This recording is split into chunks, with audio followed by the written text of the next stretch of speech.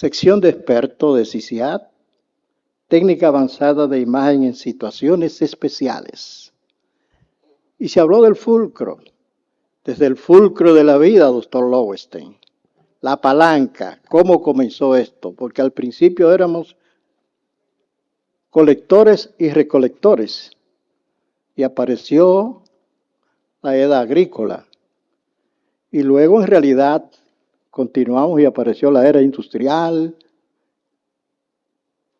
con la máquina de vapor, la electricidad, y apareció el capitalismo salvaje también. Y la competencia. Y la mano es invisible. Y la mano oculta también. Y apareció la era del conocimiento y ahora tenemos la era de la inteligencia artificial. O si nos llevamos de Noah Harari, que él habla desde la edad de piedra hasta la inteligencia artificial y nos deja en el mundo de la información que ha manejado por más de 50 millones de años el universo. De manera que tenemos cosas básicas desde inspección, palpación, percusión, ocultación y sonificación, o ultrasonido al pie de la letra, en los ultrasonidos y eco de bolsillo, hasta las cosas avanzadas también, y queremos vivir cada día más. De manera que CICIAT no se queda atrás y nos trae expertos que son gente que saben mucho de unas cosas sobre lo que otros no sabemos. Y nos trae sus técnicas para temas básicos, para situaciones muy especiales para que la persona podamos seguir viviendo en el planeta. Y así que nos trae una discusión de oxigenación mecánica ventricular, cuando hay que descansar el cuerpo para ver si puede arrancar, y nos trae el ECMO. Y nos trae la valoración con Vexus de los valores, de que veamos la presión venosa del flujo venoso, la decisión precisa para resolver flujo venoso. Y también nos trae una herramienta para análisis de patrones, de los vórtices y el helicoidal. De manera pues que CICIAT se acordó de que hay expertos y que hay momentos especiales para que se tomen decisiones en situaciones especiales. Vamos a tener la presencia de 3 profesores invitados para conocer y traernos a deleitarnos en el fulcro de cómo comienzan situaciones también especiales, en la palanca de la vida. Así tenemos, de manera que vamos a invitar al doctor José Arturo Vargas Mendoza,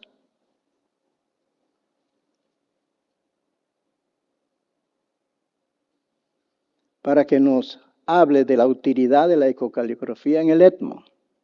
¿Es útil? ¿Está ahí para quedarse? Bienvenido, profesor.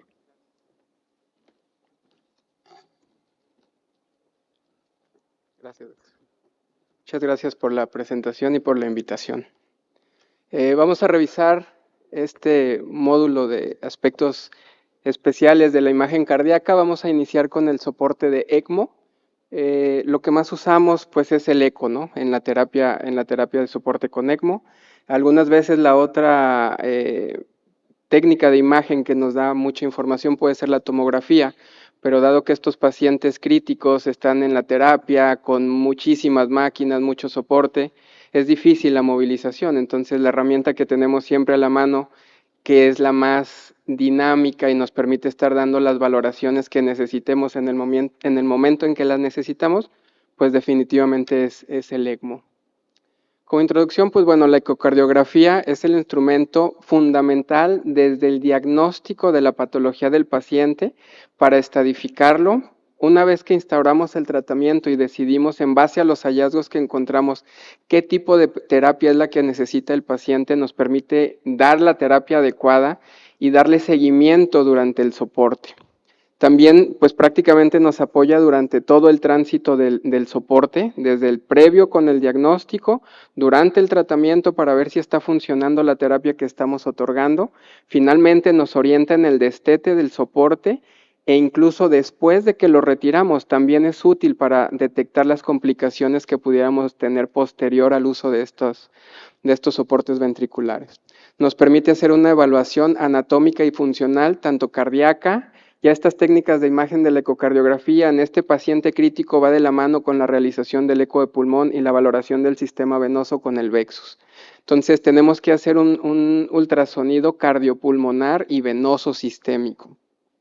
Nos guía en el implante, aquí nos aporta información desde el tamaño de los vasos para decir qué tipo de cánula podemos poner, qué tipo de soporte, si un solamente cardíaco, si un solamente pulmonar, si un cardiopulmonar. Entonces, la valoración con el eco, pues definitivamente es básica. Y uno de los puntos yo creo que más importantes es que nos guía la terapia. O sea, con el ultrasonido vamos a ver si estamos mejorando en el aspecto de la falla cardíaca, que es la que más nos interesa a nosotros. Si vemos si tenemos algo de recuperación del ventrículo, si tenemos complicaciones que vienen con el soporte, como por ejemplo que se cierre la válvula aórtica, que no tengamos apertura, la presencia de trombos, o sea, nos va a orientar prácticamente en todo. Algo bien importante y que siempre hacemos mucho hincapié en estas pláticas es que necesitamos tener el entrenamiento adecuado. O sea, estos pacientes generalmente, como decimos, son el más grave que vamos a tener en el hospital. Entonces, habitualmente es el que más nos reta con estas técnicas de imagen. Tenemos que saber mucho de imagen y además estar como que también empapados en el tema del soporte, de la terapia. Tenemos que tener mucho contacto con el médico tratante, con los cirujanos o los hemodinamistas que lo canularon.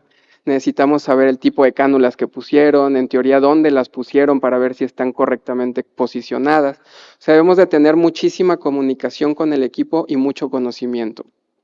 También es recomendable que al menos sepamos como ecocardiografistas cómo es que funciona la terapia para que yo sepa qué es lo que tengo que ir y buscar. Y pues también tendríamos que correlacionar todos nuestros conocimientos de cardio, de terapia y de imagenología. Los protocolos mínimos necesarios actuales para estar vigilando a estos pacientes, pues al menos son estos 4. O sea, tenemos que dominar muy bien la técnica de los accesos vasculares guiados por ultrasonido y los protocolos de Vexus, los protocolos de eco pulmonar y finalmente el POCUS cardíaco. ¿Qué tengo que valorar? Pues prácticamente todo. O sea, tenemos que hacer un eco completo desde la selección del paciente, o sea, desde pre-soporte. Tengo que hacer un eco completo, ver tamaño y volúmenes de cavidades, funciones. Si la del derecho está muy limítrofe, pues puede ser que vaya a necesitar un soporte que también dé biventricular, no solamente izquierdo. Un gran porcentaje de pacientes que damos soporte izquierdo con el soporte van a desarrollar falla derecha y luego los tenemos que tomar en un segundo tiempo. Entonces, la valoración pre-soporte es crucial para que tengamos una adecuada decisión de qué es lo que vamos a hacer. Tenemos que valorar muy bien si tenemos o no valvulopatías, el grado de la valvulopatía, porque dependiendo de la válvula afectada con el soporte pudiéramos incrementar sobre todo las insuficiencias. Corazón derecho, muchas veces es el coco de las asistencias ventriculares. Por eso es que es bien importante realizar una adecuada valoración desde el pre y darnos cuenta de si la probabilidad de que falle el derecho es muy alta, pues soportar de una vez biventricular. Tenemos que hacer una valoración muy precisa, cavidades, volúmenes, las válvulas, la función valvular, presiones, prácticamente todo. Durante la canulación siempre es bien importante, se habla de que no tenemos todavía o no hay una recomendación formal en el uso de ECMO sobre qué tipo de técnica de imagen es la mejor, si guiado con eco, si hay gente que domina muy bien la fluoroscopía como los hemodinamistas, entonces dicen, no, yo no quiero el eco, yo lo hago con pura hemodinamia. No hay una técnica todavía recomendada, pero pues tenemos el sesgo de ser ecocardiografistas y yo creo que por mucho nos llevamos la ventaja de estarlo viendo, de que es dinámico, de que si veo que el flujo está mal dirigido, le puedo decir, ¿sabes qué? Hay que girar la cánula porque no estás llegando a la tricúspide, estás en el septum interatrial. Definitivamente el eco hay ventajas, ¿no? Yo creo que es cuestión de tiempo para que sea la recomendación oficial. En las canulaciones, pues nos podemos encontrar sorpresas. Muchas veces, antes de tomar o de saber que el paciente realmente cómo está esa función, nos encontramos con contraindicaciones para llevar a cabo una canulación, por ejemplo, percutánea. Primero tendríamos que ir y ver qué es esa masa en el atrio derecho que no sabíamos que la tenía hasta que se hace el ultrasonido. Para un veno arterial, pues no es raro también que nos encontremos con algunas patologías que nos obligarían primero a corregir la patología de base y después pensar en un soporte. Las insuficiencias aórticas, por ejemplo, en el caso del ECMO veno arterial, hay que graduarla muy bien, porque la cánula de reinyección nos va a aumentar mucho la poscarga y esto va a hacer que si tengo una insuficiencia moderada ya llegando a importante, pues la vamos a maximizar demasiado. Y la telediastólica, si de por sí con la pura reinyección la aumentamos, ahora con una válvula insuficiente, en lugar de ese ventrículo ponerlo a descansar, pues vamos a aumentar mucho más todavía su telediastólica y la tensión parietal. Entonces, la valoración de la válvula aórtica en esta terapia es fundamental. La canulación, como les decía, no hay una recomendación de un método de elección oficial, pero con el sesgo de que de aquí vivimos, yo creo que el eco es la técnica indicada. Nos permite ver hasta contraindicaciones, incluso en los vasos. Hay que medir el tamaño del vaso para ver que siempre queremos poner la cánula más grande sin comprometer el flujo de la extremidad. Entonces, pues el eco nos va a guiar para todo esto y sobre todo para dar un soporte adecuado.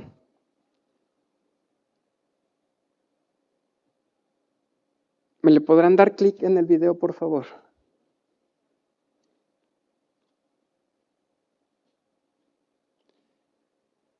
Aquí estamos viendo, es un tranceso en un bicavo, donde vemos cómo la cánula que viene por cava superior la debemos de dejar justo en la desembocadura al atrio. Entonces, en esta imagen dinámica, ahorita que se haga dinámica, vamos a poder ver cómo podemos guiar al que está haciendo la canulación y decirle justo cuando esté en el sitio correcto. Jóvenes, ¿me podrían dar clic en el video? Es que no, se brinca la diapositiva. Ahí está.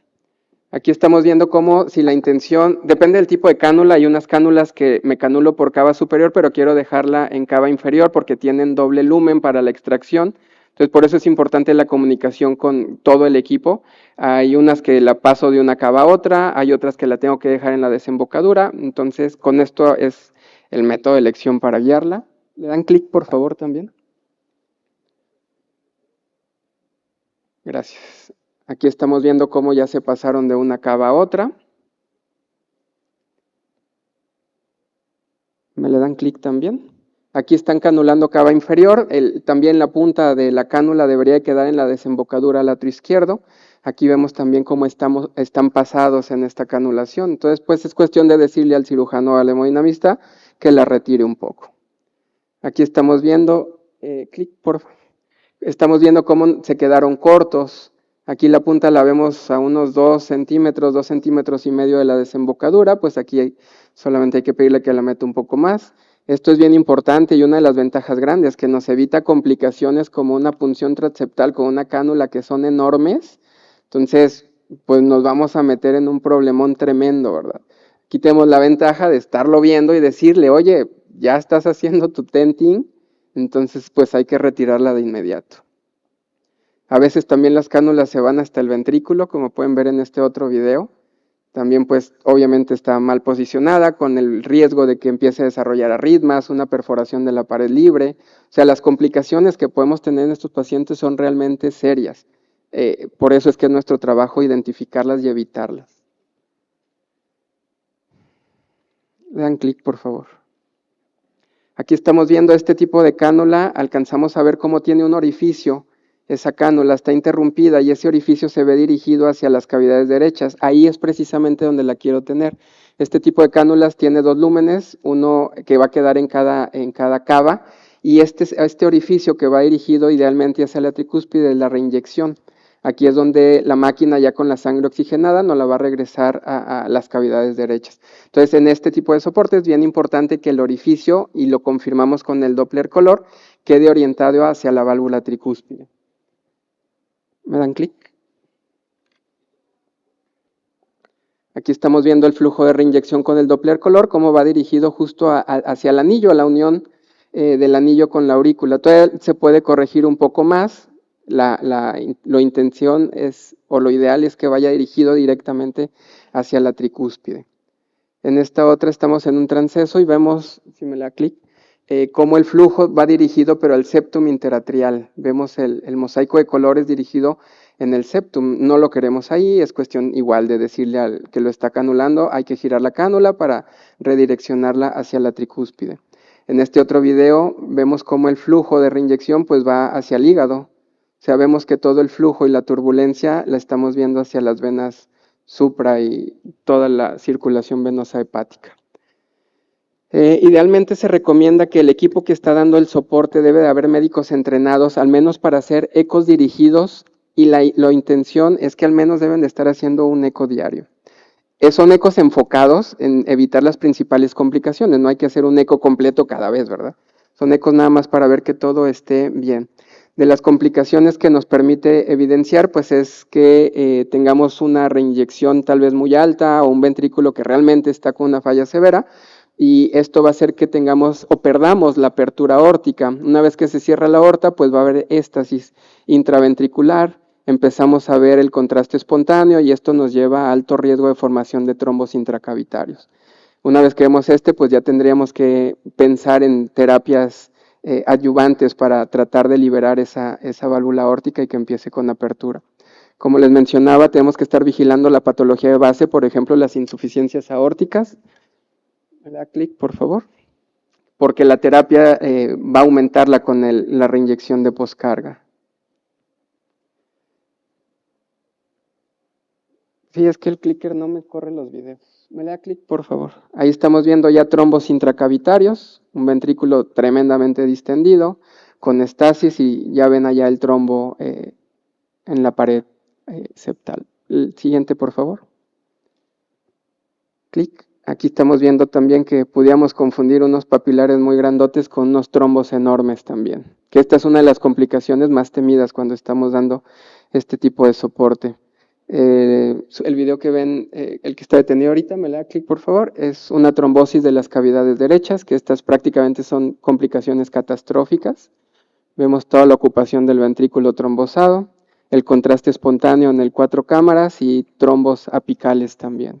A pesar de que los pacientes obviamente están con anticoagulación plena una vez que los tenemos en las terapias.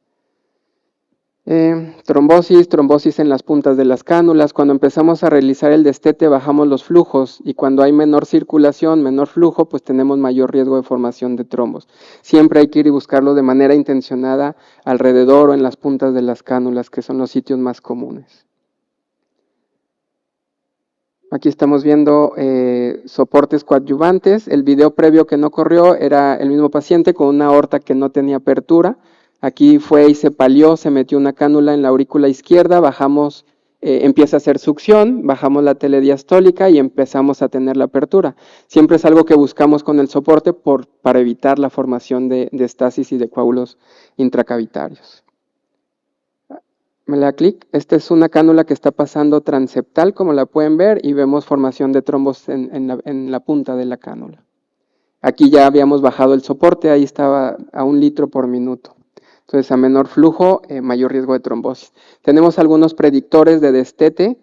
Cuando el paciente ya tiene una ITB del tracto de salida del ventrículo izquierdo mayor a 10, una FEBI de 20 a 25% y una S' lateral del Doppler tisular del anillo mitral mayor de 6 centímetros por segundo. Estos 3 puntos nos habla de que estamos ante un paciente que lo más probable es que esté en buenas condiciones para destetarlo del soporte. Si es posible por la técnica realizar strain, un incremento del 20% con respecto a su basal también es de buen pronóstico para el destete. Pues aquí están las mediciones, que son mediciones básicas que hacemos prácticamente en cualquier eco que realizamos. Y otro de los predictores, estos son los flujogramas de destete, donde hace mención a estos parámetros que les acabo de mencionar.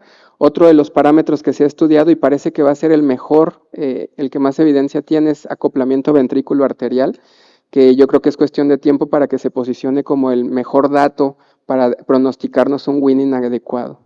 Esta es la relación de los diferentes tipos de manera de sacar este acoplamiento ventrículo arterial, que también son mediciones y relaciones que hacemos prácticamente en cualquier eco. En el post-ECMO nos ayuda mucho para realizar una adecuada decanulación, ver la presencia o no de trombos, que como vieron es común que se desarrollen estas complicaciones, sobre todo cuando uno va empezando en su programa de soporte, y presencia o no de estenosis o insuficiencias tanto valvulares como de los vasos. Este es un video de la cava con un trombo. Le da clic, por favor. Ya después de que se retiraron las cánulas, pues no es raro que tengamos este tipo de complicaciones. Este es otro trombo en el tronco, ¿ya lo vieron? Ahí está flotando todavía antes de la bifurcación.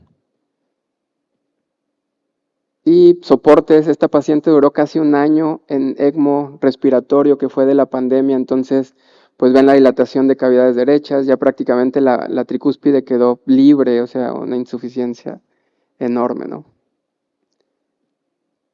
Ahí está. Y bueno, pues yo creo que por obvio de tiempo nos vamos a quedar acá. Muchísimas gracias.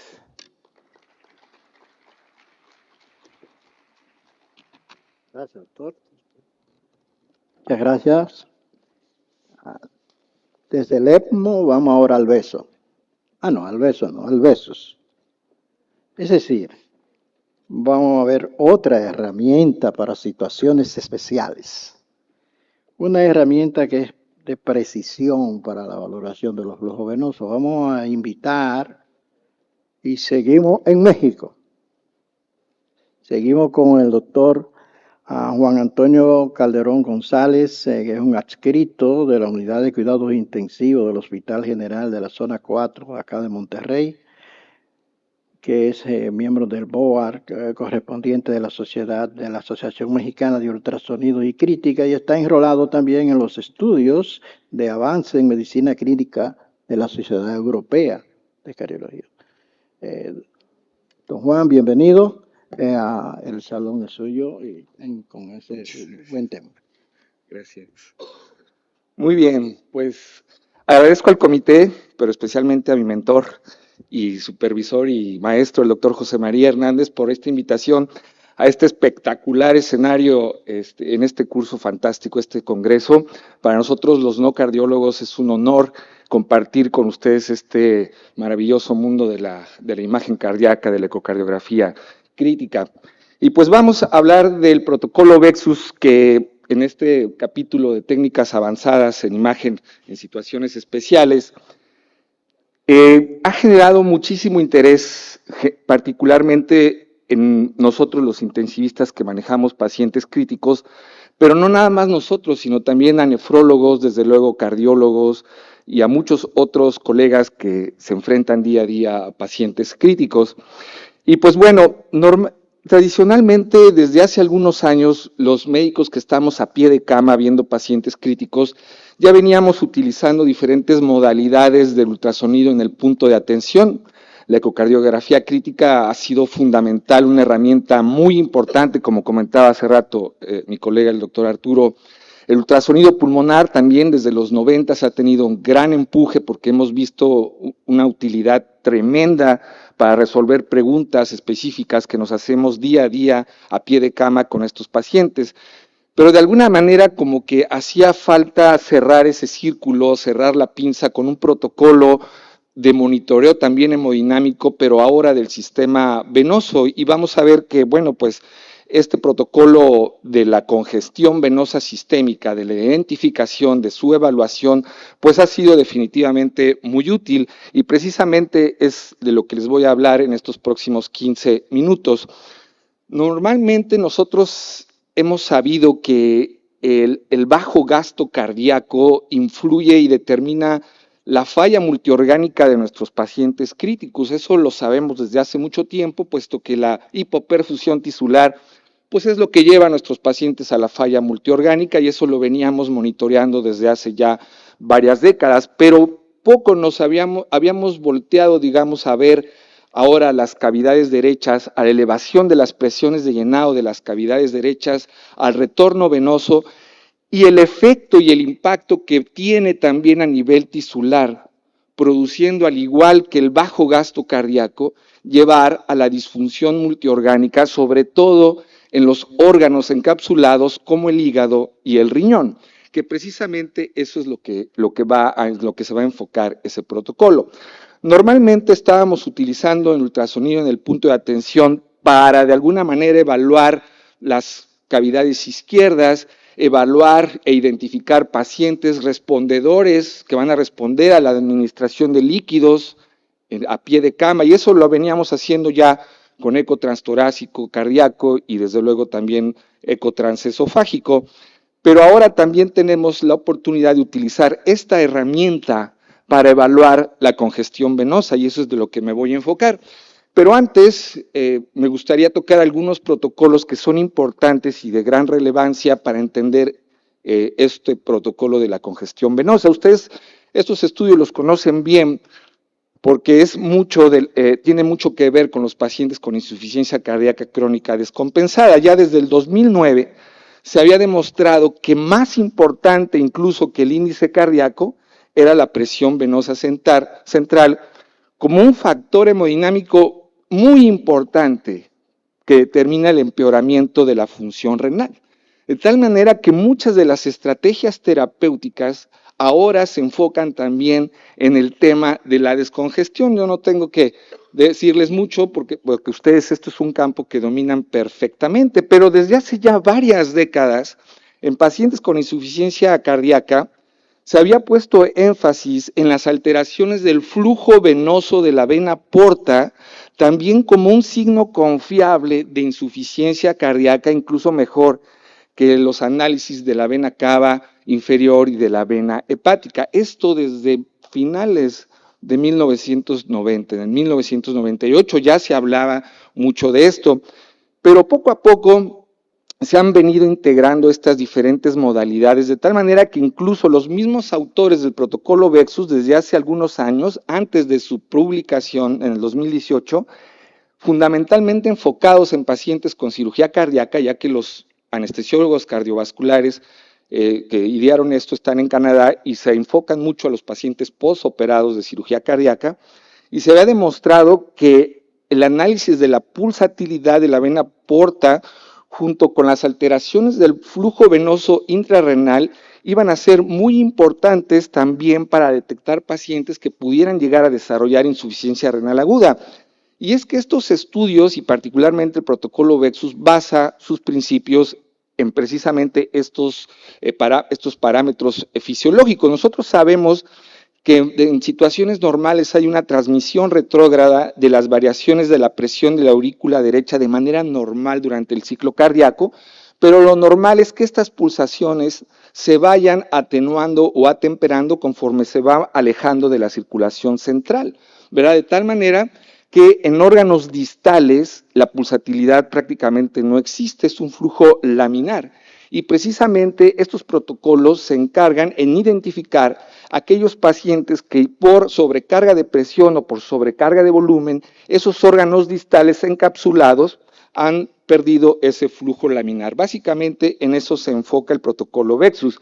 Y otros estudios que predecen o que son precursores del protocolo VEXUS ya habían demostrado precisamente en esos órganos distales encapsulados como los riñones, las alteraciones del flujo venoso intrarrenal a través de las diferentes alteraciones, pasando desde el flujo bifásico y el flujo monofásico, puesto que sabemos que el flujo normal venoso del riñón es continuo, ¿verdad? Acuérdense que van paralelas la arteria y la vena, nosotros insonamos en paralelo esos vasos y vemos arriba de la línea de base el flujo arterial renal y por debajo de la línea de base el flujo venoso, que es continuo. Y si este se va interrumpiendo, entonces hablamos de un flujo ya anormal o patológico. Y se había ya visto desde ese entonces que, bueno, que es un biomarcador visual el flujo venoso intrarrenal que nos ayuda a evaluar el grado de congestión y las posibles complicaciones que puedan venir precisamente de esto. Y esto seguramente les suena muy familiar, puesto que en pacientes con insuficiencia cardíaca derecha e hipertensión pulmonar, el impacto que va teniendo en la circulación renal es muy evidente a nosotros al insonar el flujo venoso intrarrenal, y además se ha visto que determina el pronóstico de los pacientes a medida que se va deteriorando este flujo, y de ser laminar se va convirtiendo en un flujo bifásico y posteriormente monofásico, que es la alteración más severa, por decirlo así, del flujo venoso, y está directamente relacionado también con la morbilidad. Eso es muy importante, de tal manera que el protocolo Vexus vino a darnos respuesta a lo que ya veníamos haciendo, monitoreando la circulación izquierda, viendo datos de congestión pulmonar por aumento de las presiones de llenado, por congestión hemodinámica postcapilar, pero ahora a través del protocolo Vexus pues viene a cerrar ese círculo, y nos viene también a decir cómo está la circulación venosa sistémica,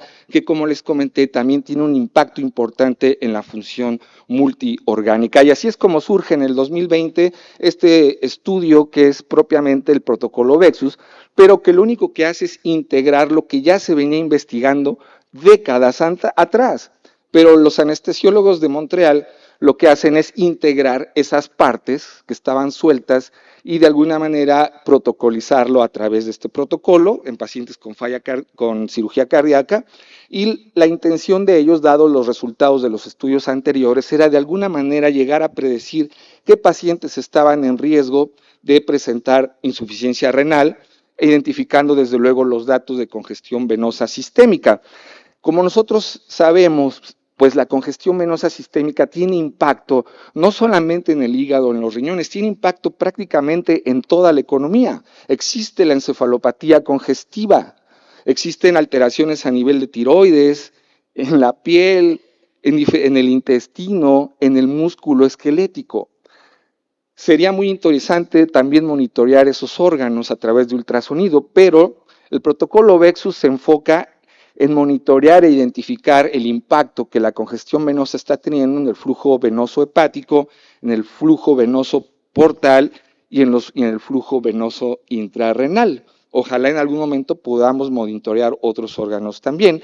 Los integra y da este protocolo que los divide, digamos, en grados de severidad, pasando desde el grado, digamos, normal, que consiste el flujo hepático, como ustedes saben, normal, es que la onda S es de mayor amplitud que la onda D, ¿verdad? Es el flujo venoso hepático normal. El flujo de la vena porta es continuo, una pulsatilidad menor del 30% por la doble capilarización, no se transmiten de manera normal las pulsaciones de la aurícula derecha.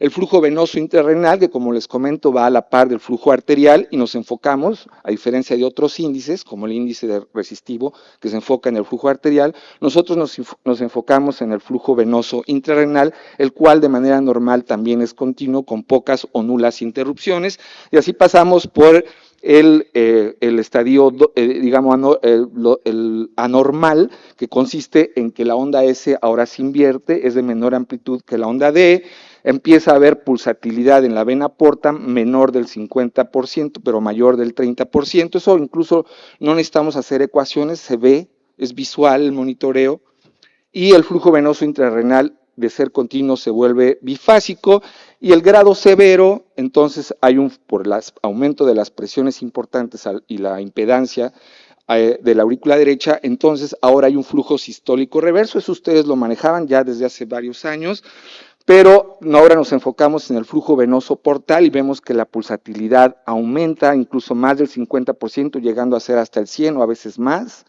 y el flujo venoso intrarrenal, que ahora se vuelve monofásico, solamente el flujo diastólico, de tal manera que ellos lo integran, y cuando un paciente presentaba más de 2 alteraciones severas, es el grado 3, de 3, y pues determinan que esos pacientes tienen mayor riesgo de tener insuficiencia renal aguda, y es como demuestran, y se queda así el protocolo inicialmente y de forma original.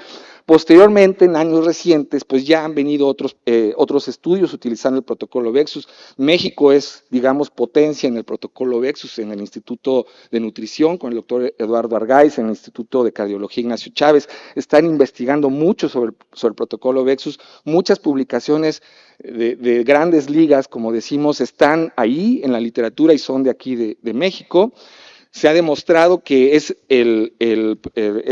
flujo intrarrenal es un gran predictor de falla renal, por supuesto también en pacientes con síndrome coronario agudo. A medida que la congestión venosa se hace más evidente y más severa, la posibilidad de falla renal aguda desde luego que también aumenta. En pacientes de la terapia intensiva, para nosotros ha sido muy importante para guiar la terapia de desreanimación con el uso de diuréticos o con terapia sustitutiva renal.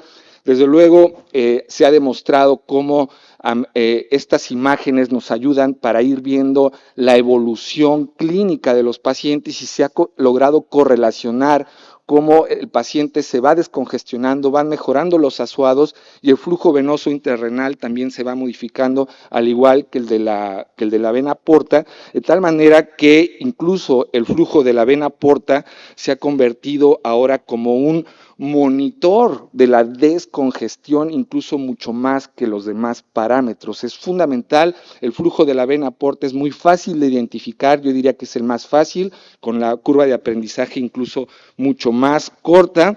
Se ha visto cómo también monitoreando las imágenes nosotros podemos predecir qué paciente va a responder a la terapia con diuréticos y bueno, esto ha sido para nosotros de gran ayuda en el manejo de los pacientes agudos, pero también para ustedes en los pacientes crónicos, ambulatorios, etcétera.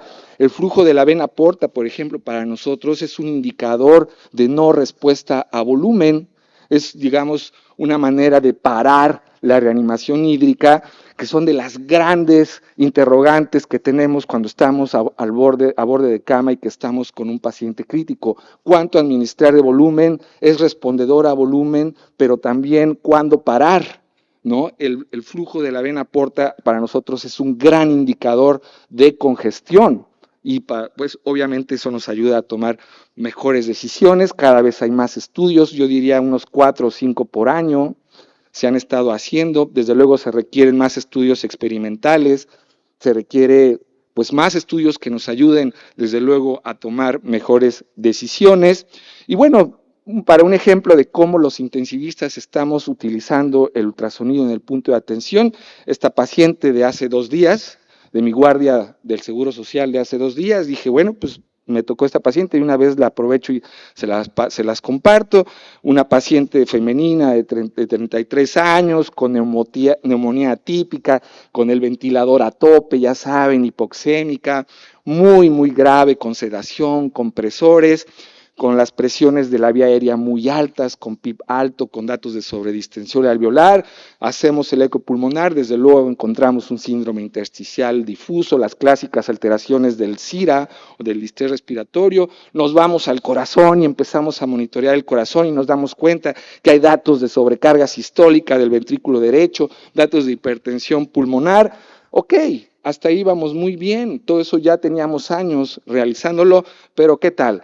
Ahora tenemos más herramientas y nos enfocamos también de manera complementaria con la circulación derecha y empezamos a encontrar alteraciones del flujo hepático venoso, encontramos una vena porta que pulsa más del 50%, encontramos un flujo alterado también intravenoso renal y decimos, a este paciente le va a ir muy mal, hay que tomar decisiones, empezamos a hacer una ventilación mecánica protectiva, disminuyendo la sobrecarga del ventrículo derecho, pronando al paciente, llevándolo a ECMO, etcétera. No utilizamos cargas de volumen, utilizamos vasopresores y empezamos la terapia también de descongestión a través de fármacos o bien de una terapia sustitutiva renal, todo enfocado a un mejor desenlace y tratando de ayudar utilizando esta fantástica herramienta que es el ultrasonido en el punto de atención para médicos no cardiólogos como su servidor. Muchas gracias por la oportunidad.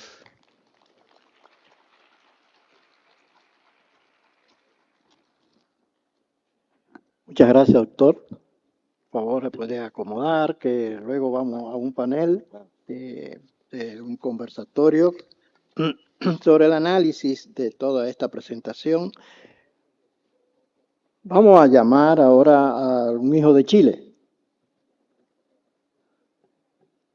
al doctor Hugo Martínez, quien es cardiólogo, especialista en imagen, máster en imágenes cardíacas de la Universidad de Complutense y es pasado presidente del Departamento de Eco de Imágenes de la Sociedad Chilena de Cardiología y es el digno representante del BOA de Chile en nuestro CICIAT.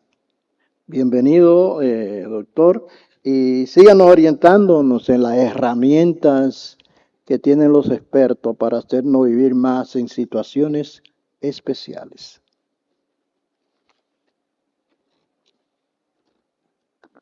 Bueno, muchas gracias por la presentación. El tema, bueno, y primero agradecer al comité científico y en especial al doctor José María Hernández por la invitación a este gran congreso y a este gran escenario. No sé si darle las conferencias o cantar. Y mi tema va a ser de 4D Flow en resonancia cardíaca. A ver cómo se ve esto.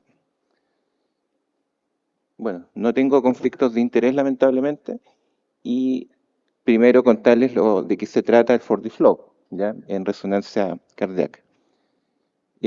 Primero, para los que no hacen resonancia, hablarles cómo medimos el flujo. Para esto nosotros ocupamos una secuencia que se llama contraste de fase, que es una secuencia de ecogradiente o sangre blanca, y con esto obtenemos curvas de flujo ya en el tiempo, y con esto podemos medir varios patrones, velocidad máxima y mínima, pero lo que nos interesa tanto es el flujo, el forward, y el flujo reverso, que lo podemos medir y con esto sacar el flujo, y esto anda muy bien, especialmente en válvulas como la aórtica y la pulmonar, que son más circulares, pero no muy bien en las válvulas mitral o tricúspide, donde tenemos que hacer método indirecto. Entonces, en estas válvulas nosotros hacemos doble oblicua. En cine podemos obtener la válvula, por ejemplo, aquí una válvula bicúspide, hacemos la secuencia en la unión sinotubular y ya con esta imagen hacemos el contraste de fase y podemos calcular el flujo en resonancia, que eso normalmente en este tipo de válvulas anda bien. Ahora, ¿cómo pasamos del 2D al 4D? A través de esta secuencia que se llama 4D Flow, que es un flujo en 3 dimensiones más tiempo, por eso el 4D, y que dependiendo de la máquina nos tomará unos 7-10 minutos ya en respiración libre, y con eso podremos obtener. Esto es lo que obtenemos habitualmente, una fase anatómica y los flujos en 3 direcciones, y esto es lo que se demora en sacar. Y posteriormente esta gran data que se saca, ¿ya? Hacemos un preproceso y finalmente el postprocesado de esto, donde tendremos un análisis visual como en el eco, así viendo los flujos, y también un análisis cuantitativo. Entonces, por ejemplo, esta es una paciente que tiene una CIB isquémica, que aquí después la van a ver. Tenemos el análisis visual, así como una ecografía, y por ejemplo aquí podemos ver, a ver, ¿se alcanza a ver o no? No sé. Bueno, es una CIB isquémica, ya podemos hacer el análisis tanto visual, pero también cuantitativo. Esto es como tener un bloque de Doppler, y con esto, es decir, como que hiciéramos un ecodoppler y después lo podemos medir donde nosotros queramos, ponemos el ROI y empezamos a hacer medidas. Podemos sacar el flujo en la pulmonar, ¿ya? Con sus valores, tanto de flujo, el flujo hacia adelante, el inverso, ¿ya? Y estos datos después complementarlo. Podemos sacar también el flujo directo en el defecto, ¿ya? Y saber, por ejemplo, en esta, y hacer el QPQS posteriormente y saber que esta es una CIB significativa con un QPQS de 2.3. ¿Cómo lo hacemos? Aquí no me voy a detener mucho. Les recomiendo este paper de 4D Flow que salió el año pasado, donde uno de los autores es el doctor Julio Sotelo, ingeniero, que trabaja también con nosotros en 4D Flow en Chile. Estas son las recomendaciones de cómo hacer esta en cuanto al voxel, la velocidad. La recomendación siempre hacerlo con gadolinio. Y cuando lo tomen, quizás esto es lo que más demora, hacerlo en 20-30 fases, entre menos fases más rápido, pero perdemos información. Y lo del gadolinio habitualmente lo preparamos como estrés, habitualmente pasamos 1.5 dosis, pasamos una primera infusión para el realce tardío y posteriormente en una infusión lenta para alcanzar el mayor tiempo de adquisición con el FortiFlow. El flip cambia, esto es lo que nos mejora la señal habitualmente. Cuando no ocupamos gadolinio tenemos que ocupar un flip más bajo y eso pierde la señal y el análisis visual no nos queda muy bien. ¿Cuál es la utilidad de la técnica? Yo le diría dos principalmente: evaluación de valvulopatías, que en eso me voy a centrar ahora por razones de tiempo, y también en cardiopatías congénitas. En valvulopatías, el pro de esta técnica es que tenemos seguimiento podemos medir, hacer tracking valvular, movimiento de la válvula, evaluación directa del flujo, ya tanto tricuspidio y mitral, que no podemos hacerlo en QFlow en forma fidedigna, y podemos evaluar las 4 válvulas en el mismo ciclo cardíaco. Y por lo tanto aparece como un método de referencia para la cuantificación del flujo transvalvular. En contra tenemos que tiene curva de aprendizaje, que consume tiempo, que quizás lo más problemático es el software, que es caro en general, y la gran cantidad de data. Si una resonancia normalmente son 100, 200 megas, a lo más, esta sola, por lo menos para mí, son más de 600, 700 megas, y la consola hay que dejarla del resonador sin nada, porque cualquier cosa que le haga puede fallar y te bota la secuencia. Quizás hay que ver cada máquina, pero quizás lo más complejo. Como por ejemplo en insuficiencia mitral, ¿cómo lo medimos? Se puede medir en flujo directo, es decir, hacer tracking de la válvula del jet y poderlo medirlo en forma directa en ese ciclo. Y también un método indirecto que es el más fácil de hacer, que es medir el flujo mitral, el aórtico, y haciendo la resta podemos sacar el reflujo mitral. Hay estudios donde muestra que esta técnica tiene una variabilidad interobservador bastante buena, ya sobre el 90%, especialmente en calcular el forward, haciendo este método indirecto. El método digamos, directo de tracking valvular requiere un poquito más de curva de aprendizaje, pero ya cuando uno la domina, en realidad que el otro ya prácticamente lo hacemos poco o nada. ¿Y cuál es el rol de la resonancia en insuficiencia mitral? Esta de la charla del doctor Rodrigo Hernández. Cuando tenemos un paciente con insuficiencia severa y los datos no nos dan, estamos en la duda, ¿será moderada, será severa? Estamos con alguna duda. Ahí es el rol de la resonancia, en estos casos indeterminados, donde la deberíamos solicitar. Este es un caso, como les comentaba, del doctor Rodrigo Hernández, un caso muy especial, con esta insuficiencia que se ve acá en el cine, con esta pérdida de señal, un reflujo muy excéntrico, muy difícil de medir en ecografía. Podemos también encontrar la disyunción anular mitral, que también la mencionó ayer en la charla. Y cuando hacemos ya la técnica del FortiFlow, tenemos ya este bloque, podemos ver el jet, y esto ya con los filtros podemos verlo en forma muy clara, ¿ya? Y poder medir también el jet. Entonces, y esto es una imagen tridimensional, así que podemos sacar 4 cámaras, 3 cámaras, donde queramos el jet y poder medirlo finalmente. Y a la medición en este caso, bueno, es un flail del velo posterior por cuerda rota, tenemos un volumen regurgitante de 50 y una fracción regurgitante de 46, pero también como ocurre en aórtica, como lo vamos a ver, los niveles de corte en resonancia son más bajos porque podemos medir el flujo en forma más precisa. Y ya severa, nosotros estamos cortando en 40-50, donde empieza el empeoramiento del paciente. Y los cortes en 50%, habitualmente hablamos ya de una insuficiencia muy severa. Como les comentaba, el primer método cuando lo hacemos en QFlow, sin el FortiFlow, es una técnica que se usa bastante en muchos centros, que tiene varios errores, ¿ya? Entonces tiene una precisión no tan completa. Pero las técnicas en FortiFlow, la gracia que tienen es que son muy precisas y muy reproducibles en el tiempo. Entonces yo por lo menos todo lo que es válvula en mi centro lo hacemos siempre con FortiFlow. Ya a veces tiramos QFlow, pero realmente van todas a FortiFlow.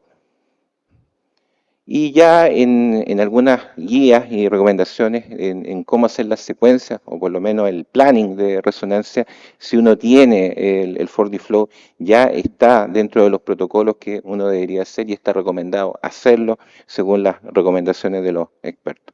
Vamos a ver un tema en los minutos que nos quedan en válvula aórtica. Esta es una paciente que controlo de 50 años hipertensa, en control por una válvula aórtica bicúspide con insuficiencia aórtica moderada, pero con el agravante que tenía una dilatación ventricular izquierda severa y función sistólica conservada. Entonces acá tenemos la secuencia de los cines, y si se fijan en la última imagen en el 3 cámaras, ya tiene esta pérdida de señal muy excéntrica que nos avisa que hay una regurgitación, un flujo de insuficiencia aórtica bien excéntrico. Tenemos el poder de la resonancia de poder medir bien los volúmenes ventriculares en forma exacta. Aquí nos dio 278 ml el volumen de fin de diástole, ojo con ese valor. Con una función normal podemos medir grosores en forma fácil. ¿Ya? Tenemos la imagen de la válvula aórtica bicúspide, una tipo 1 LR. Tenemos la facilidad de hacer también ver la aorta para ver, buscando si tiene o no aortopatía bicúspide. En este caso no, tenía una aorta no tan dilatada. Y esta es la imagen de FortiFlow, ya la imagen anatómica. ¿Ya? Podemos en esta misma imagen incluso predecir también esta válvula aórtica bicúspide, y ya con color podemos verla en todo su esplendor y poder, como les digo, medirla. Entonces acá tenemos la insuficiencia aórtica, que veíamos este flujo muy excéntrico, pero acá lo podemos ver en forma completa. Es como una especie de lengua que se mete hacia posterior. Y cuando se hace la medición, tenemos que tiene un volumen regurgitante del 33% con un volumen de 90. Ahora, en resonancia, así como en insuficiencia mitral, los cortes son más bajos, ¿ya? Y está demostrado que con un valor de reflujo regurgitante del 33% cambia el pronóstico. Por lo tanto, esta es una paciente que solo por este hecho ya uno pensaría en operarla. Y si vemos el volumen, que también estaba dilatado, ¿ya? Ella tenía 278, ya con cortes sobre 246 también cambia el pronóstico. Por lo tanto, esta es una paciente que debería ser operada, y así fue. Además, nos permite el análisis de la ortopatía. Ya podemos ver aquí cómo golpea el jet en la aorta ascendente, más bien proximal. Tenemos distintos tipos de filtros, streamlines para verlo mejor, para ver los vórtex. Y como les contaba, bueno, el tipo de jet va a depender el grado de ortopatía. Así que esta es una fusión de izquierdo-derecho, por lo tanto en la aorta, y nos va a permitir finalmente hacer estudios más avanzados, no solamente flujo, velocidad, sino también ver los vórtex, estrés parietal, el shear stress, caída de presión. Tenemos distintos filtros que estamos trabajando en ello. Julio Sotelo, que es de Chile, está con este software que también nos está apoyando en el análisis, así que esta es por lo menos una beta, y buscando el santo grial en la aorta que nos permita saber qué es digamos, por qué se dilata una aorta y otra no. Ahí estamos claros que hay fenómenos genéticos, pero también existen estos fenómenos hemodinámicos y se está trabajando en forma activa para buscar. Hasta el minuto, el más reproducible que tenemos más acceso es el Wall Shear Stress en circular, que ya el grupo de Valdebrón, el doctor Rodríguez Palomares, ha demostrado una relación entre el grado, el nivel de shear stress circunferencial y el crecimiento anual de la aorta. Lo que nos falta sí es el valor. Todavía no conocemos un valor. Con este valor se dilata más todavía. Los softwares son distintos. En ella se puede medir, y se midió ya en la zona por lo menos que visualmente tenía más jet, y nos da 0,90. No es lo más severo, pero también concuerda que es una aorta que no se ha dilatado. Ya para ir terminando, este es un paciente también de 30 años, obeso, pero muy obeso, mórbido, hipertensión resistente, diabético, que lo envían porque en la eco no vieron nada, solamente que el ventrículo izquierdo estaba dilatado y fallando. Y en realidad yo llamé al tratante para decir, pero ¿cómo me manda este paciente? ¿Cómo crees que va a entrar al resonador? Así que después de hacer la catarsis y haciendo, lo logramos. Logró entrar al gantry del resonador, y bueno, vemos un ventrículo izquierdo dilatado con un engrosamiento parietal difuso y con una hipoquinesia difusa y con una falla en 36%, también con compromiso al ventrículo derecho. Y si se fijan en la última imagen, en la tercera, vean ahí en la aorta como pérdida de señal que tiene, que yo no lo sabía. Es decir, pero normalmente nosotros hacemos la resonancia en forma presencial o estamos online, nos van mandando la imagen. Entonces esto como que llama la atención. Así que se le hizo la secuencia de válvula aórtica y, bueno, aquí no se mueve, pero es una válvula aórtica bicúspide. Acá necesito, si la puede hacerle clic o reiniciar.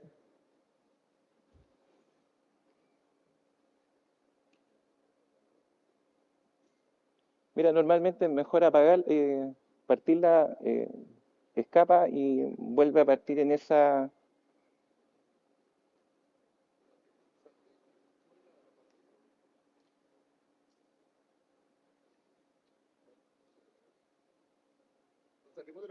Sí.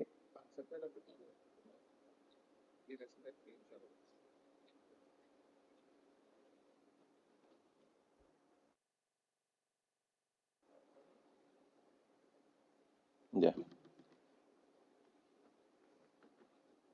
Entonces, si se fijan aquí, esa pequeña pérdida de señal es una gran insuficiencia visualmente aórtica en este paciente.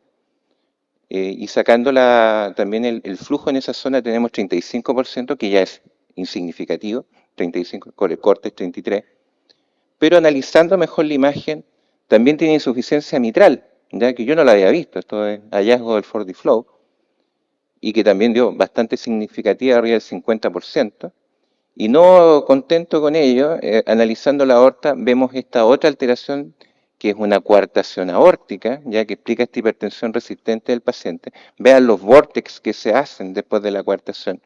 Así que esto lo podemos ver la vorticidad, una coartación aórtica, y midiendo el shear stress en esta zona nos dio, la otra niña era 0,9, este es 2,8 en la zona, y podemos incluso medir la velocidad, 2,8, siempre infraestima un poco con la eco, pero ya sabemos que es significativo, y también con un shear stress bastante alto en 1,8. Y para terminar, solamente ya, esto es una paciente que yo la vi en eco, esto se lo vi por ecografía, tenía esta fístula coronaria que ustedes ven, ¿ya? Y podemos también verla de mejor manera en 4D Flow, y no solo, como le digo, la imagen bonita de eco, ¿ya? Sino que también medirla, ¿ya? Y poder calcular también en esta fístula coronaria seno izquierdo el flujo directo 50 ml y un QPQS en 2,5. Así que para terminar, el 4D Flow emerge como el método no invasivo de referencia para la cuantificación de flujo transvalvular, permite el análisis retrospectivo del flujo multidimensional. Esto es como tener un ecodoppler color, pero que ustedes lo pueden procesar en la casa. Aquí voy a medir la pulmonar, muy útil, por lo tanto, en congénita. Puede complementar información diagnóstica en múltiples cardiopatías valvulares, como también sus complicaciones, y hay también en trabajo nuevas herramientas de desarrollo y nuevos horizontes por descubrir. Y para despedirme, bueno, muchas gracias. Los dejo invitados a Eco Patagonia para fin de septiembre y a nuestro congreso de fin de año el 5, 6, 7 de diciembre en Santiago, donde el 5 será exclusivo de CISAC Day. Y con eso me despido. Muchas gracias nuevamente.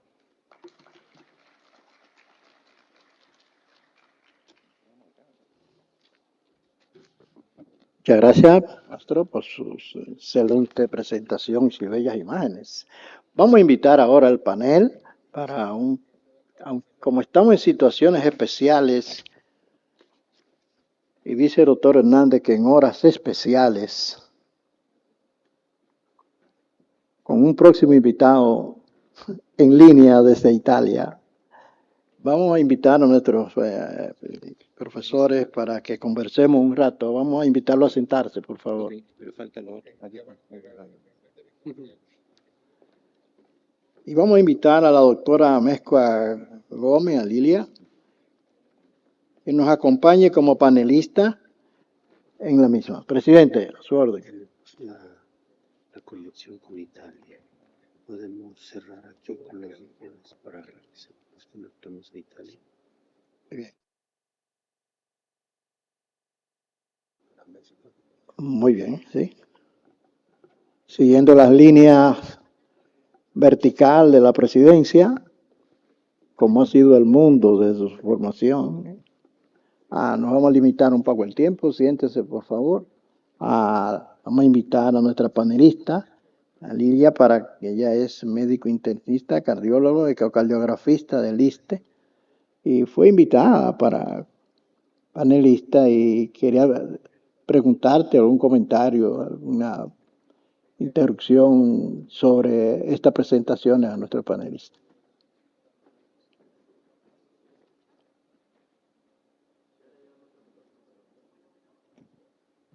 ¿Se escuchan los micros? Ah, este sí. Bueno, pues muchas gracias, doctor José María, el honor de haberme invitado, muchas gracias.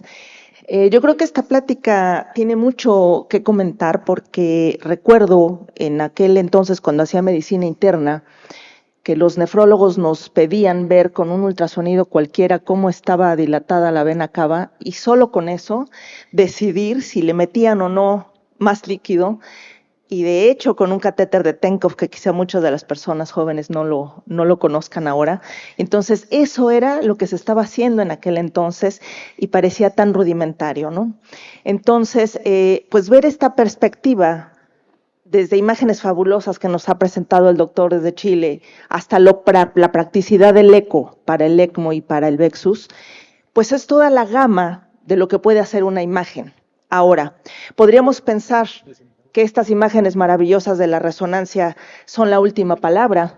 Sí y no, porque jamás podríamos hacer este tipo de imágenes en un paciente a pie de cama con toda la gravedad. Entonces, cada método tiene lo suyo.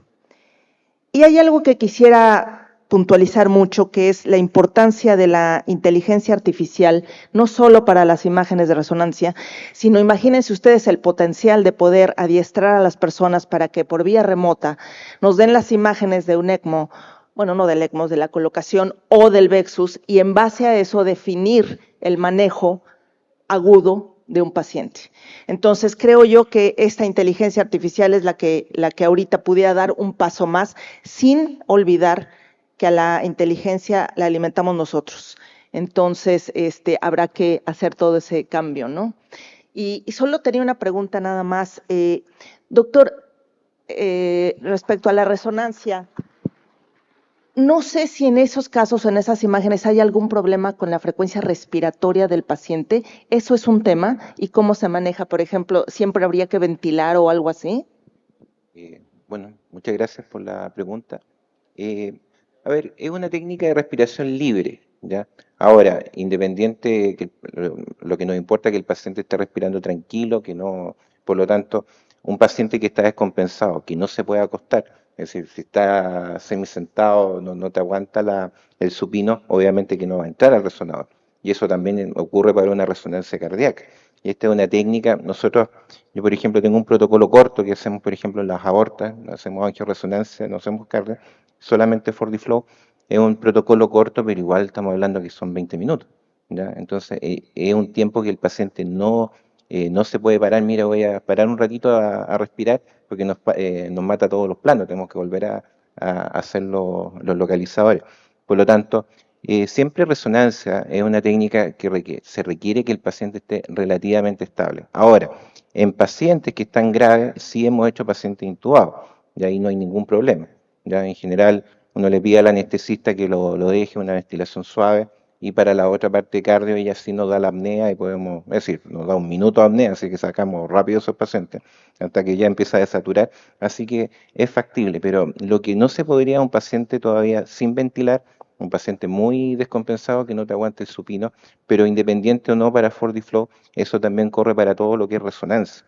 Ya esos pacientes inestables deberían ir, si es que están ventilados, lo podemos hacer ventilados sin problema. ¿Ya? Bueno, en honor al tiempo, en honor al respeto de la persona que está conectada desde Italia, muchas gracias a nuestro panelista, al doctor José Arturo Vargas, a Juan Antonio Calderón González y al doctor Hugo Martínez por sus brillantes exposiciones. Y gracias, Lilia, por tu acompañamiento en esta sesión. Gracias a todos.